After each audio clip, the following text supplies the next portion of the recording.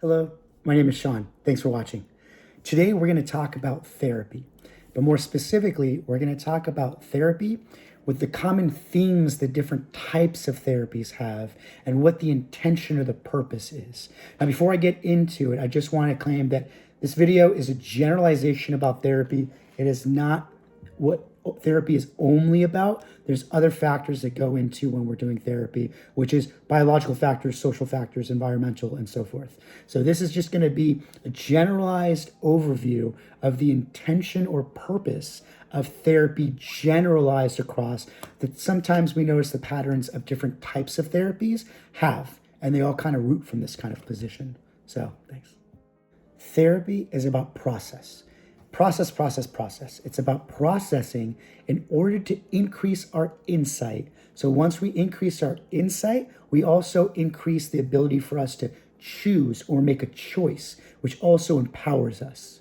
So we want to process, and I'll get into what we mean by processing in just a moment, in order to integrate mind, body, soul, all of it all together, in order to increase the insight that we have into a factor or variable, so that way we can choose a path, whether that is increasing what I want so I can direct other people around me to help me succeed in this goal, or it's increasing my own insight to know to place myself in a position in order for me to increase the joy, happiness, whatever you want to label it in life.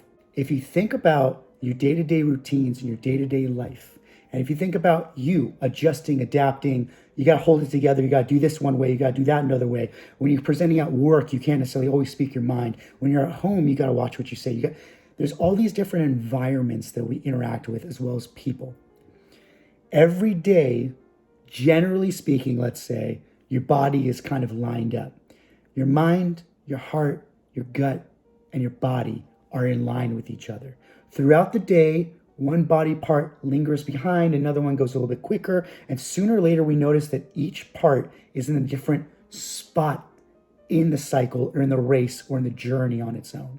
Well, if we don't stop to process, and by processing, what I'm referring to this time is to allow everybody to catch up, to allow everybody to be at the table to speak their minds, to kind of go, what are you thinking, brain? What are you thinking, heart? What are you thinking, gut? Body, how you feeling? If we can't talk to one another, then what happens is a breakdown sort of happens. It also becomes every man for themselves, everyone for themselves, every being for themselves.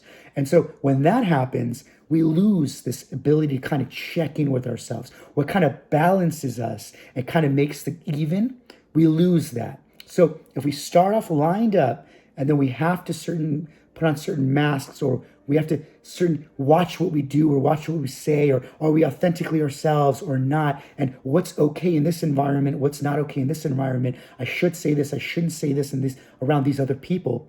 A lot of times the process kind of breaks down where one body part lingers behind, another one moves forward, and we need kind of like a realignment. So one thing that therapy kind of does is it helps processing by realigning. This is a visual representation of what we were just talking about with the mind, heart, gut, and body. You can see how they start off on the same, but over days, weeks, months, years, they kind of grow distant from each other. And with that kind of space, it's sometimes difficult to hear one another. And so they kind of grow and they drift apart.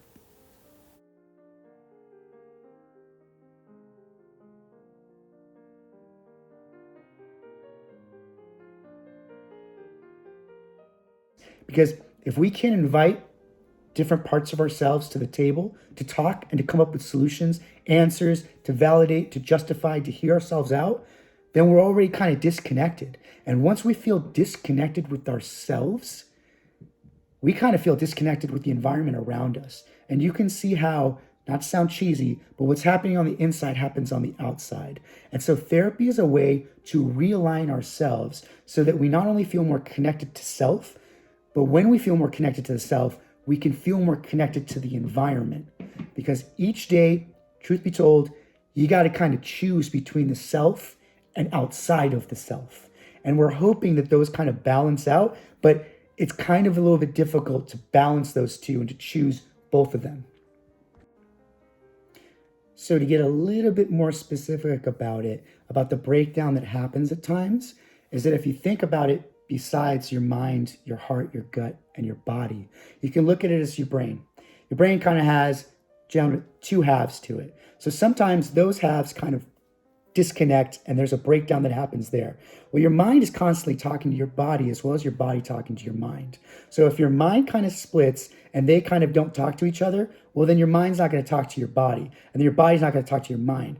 So you can see when a split happens here, a split happens here, sooner or later, a split happens between me and the environment outside of me.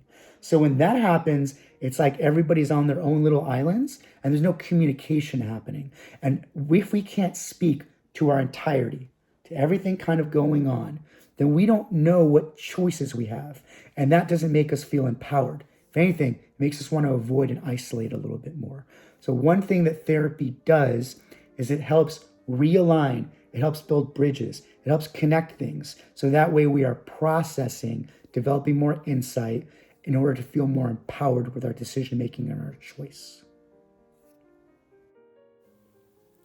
This is a visual representation of what was just discussed.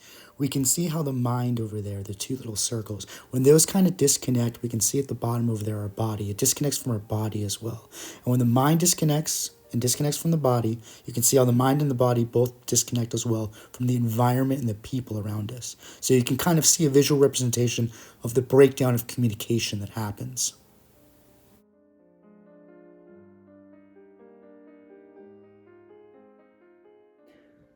So one of the ways that this happens, this processing, this integrating, this realigning, one of the ways that happens is through thinking something, writing something, reading something, and hearing something. And that's kind of what we do with processing. What I mean by that is sometimes in life, the thought stays in here and it just kind of ping pongs back and forth in here. Sometimes we don't get a chance to say it out loud. Sometimes we don't get a chance to hear it said back to us. And sometimes we don't get a chance to write it down. That means we're really only processing a portion of what we're thinking or we're like thinking about. So if we're just walking around every day, just thinking something and not really saying it, and also not really hearing it said back to us, and also not being able to write it down, we're not really processing fully. So therapy kind of helps us do that. So you can see the theme that's happening now. We're integrating, we're processing, we're building bridges, we're inviting everybody to the table to chat so that way we can feel more empowered. And by doing that, we get to another little snippet. That snippet being said is cheesy there, emotions. If we don't feel safe with the emotion, then we're not processing fully.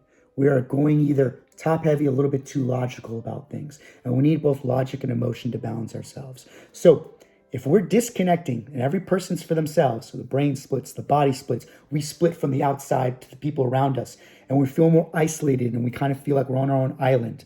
Once we start integrating through therapy, through processing, we also hopefully start realizing that emotions are just one side talking to us. They're one person at the table of 5, 6, 7 other people at the table that has a say-so in something, but they're not the facts. They're to be considered, to be validated, to be seen. They're nothing to be feared with. So as therapy is helping us gain the tools, it's helping us process, it's helping us integrate, it's helping us hopefully feel more empowered, it's also good to know that it is just one part of the equation. What I mean by that is just going to therapy is not going to necessarily cause the changes that's happening. We still have to be less avoidant, don't necessarily isolate, and get out there and face the things that are happening in order to practice it. That's our video for today. As always, thank you for watching. And again, I just want to mention that what was said earlier in the videos, they were just generalized statements, just surface. With more specific questions, I encourage you to reach out to a therapist, reach out to your therapist, and to ask questions. Again, if you enjoyed the video, thank you. Thanks for watching. Appreciate you.